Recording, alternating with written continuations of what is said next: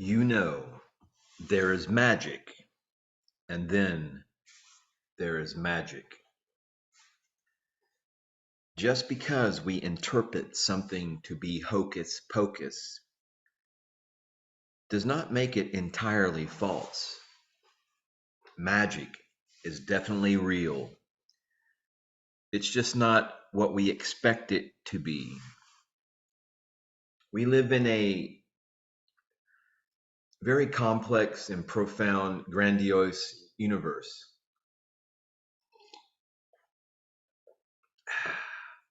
The powers surrounding us are awesome and amazing. Even with our best secret technologies and clandestine sciences, we haven't got a clue as to what is really out there. What yesterday we called the supernatural and the metaphysical, today we call science. Tomorrow, what we today call the supernatural and metaphysical, we will then also call science and use as technology.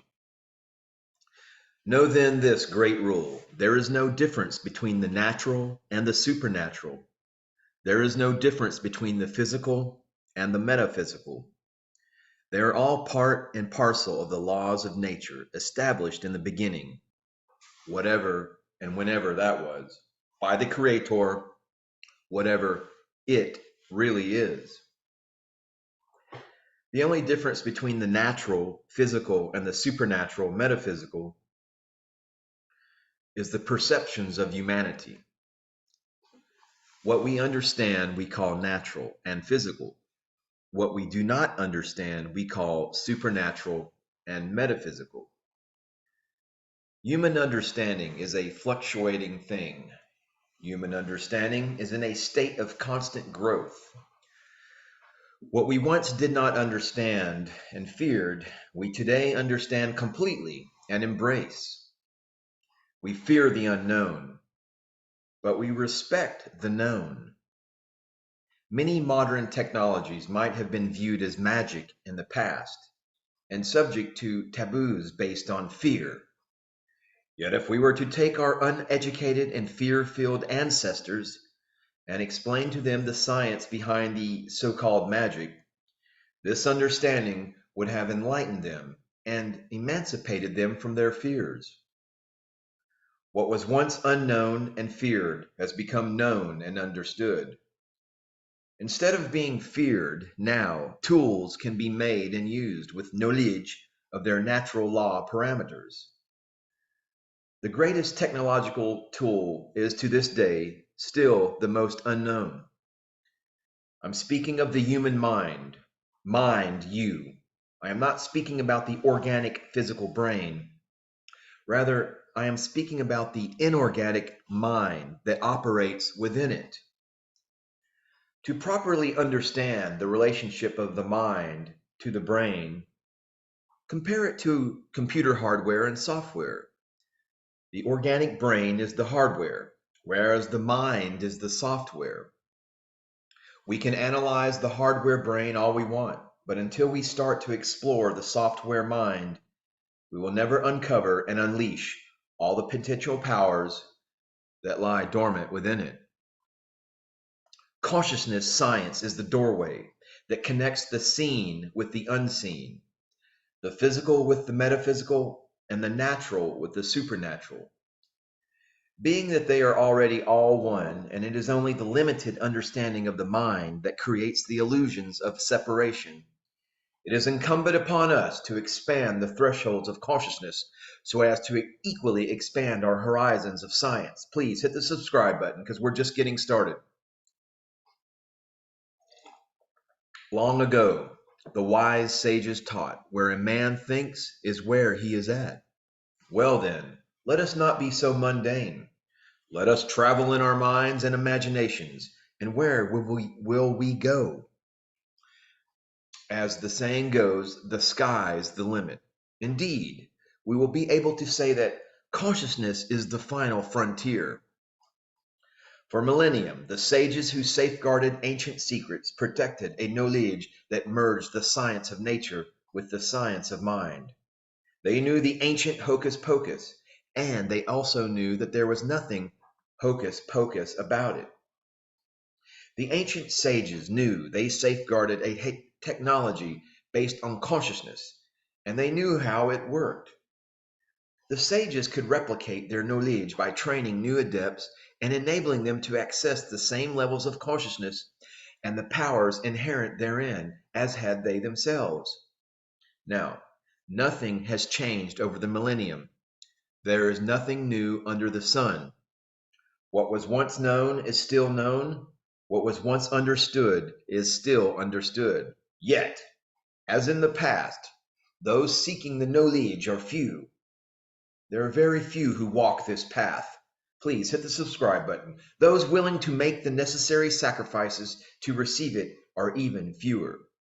And those willing to exert the discipline and to devote themselves to the training to accomplish in the end are even fewer still. Everything is there and everything awaits. Yet those willing to give up their fears and their prejudices are still few and far between. Therefore, in spite of all our modern scientific discoveries, for the most part, the human race is as primitive and fear-based as were our ancient ancestors, less technologically even advanced ancestors. Consciousness remains pitifully small, and ignorance remains at its constant high. Understanding requires effort. Expanding consciousness requires sacrifice and coffee.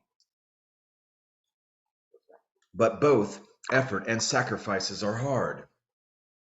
And maybe today, more so than in the past, people are just lazy and tired. Well, people are just trapped by the digital matrix and their lower three chakras of the animal nature. Most do not care to make the effort. Most just want to sit back, smoke their Marlboro cigarettes, drink their coffee, and be entertained, and to be left alone. Therefore, consciousness suffers alone, in exile, abandoned, and for the most part, forgotten. But not up in here at the Aumbonda New Earth Ashram for compassion and strength and the science of magic. We are all about the expansion of the consciousness. Yet, the overmind of the universe, God, collective consciousness, the divine grid programmer, does not allow such stagnation to remain unchallenged. Consciousness is software, and it contains deeply embedded programs that run autonomously even. If and when consciousness detects that the hardware organic brain is not making the proper interface with the consciousness software, then consciousness itself activates and seeks autonomous expression. Consciousness arises out of the depth of humanity's collective unconscious and taps into the inner recesses of the minds of every single human being, past, present, and future. When collective consciousness is aroused, somewhere there is an open door, a human mind willing to entertain it. When that connection is made, said individual becomes the receptacle for the expressions of the entire human collective consciousness. When this occurs, so many other things can occur because of it. Human consciousness interfaces with natural law in many ways already known to us. This is how the process of scientific discovery occurs. How many scientific inventions produced from the minds, not the organic brains, of some of the best people in science have come from the imaginations of these scientists? One can read about how imagination, dreams, and even visions played a great role in the discovery process of such men as Einstein and Tesla. They tapped into the great reservoir of human consciousness and discovered the foundations of what was once called, and to some still is called, magic. Consciousness technology was the foundation of the prophetic experience that underlies the entire biblical tradition. Prophecy was not and never was a component of religion. Indeed, there is no biblical word for religion itself. The concept was a foreign one in biblical times. Prophecy was then and still remains a consciousness technology that enables its practitioner to use the software of the mind to explore and discover the secrets of the universe. The secrets of the universe do not necessarily have to remain secrets. Not if you hit that subscribe button. There is absolutely no reason for them not to be revealed and then exploited. We understand natural law and use natural law to our betterment. Using supernatural law is no different. All we must do is first remove it from its dark sheath of superstition and fear. We must enable consciousness, technology to naturalize the supernatural and put it to work for us. When we accomplish this task, we as collective humanity will take great leaps forward towards our future destiny. All lies before us. The path is inviting. Who is willing to commit, sacrifice, and surrender to do what is necessary to better oneself and possibly thereby the entire human race? This message is brought to you by koshertorah.com,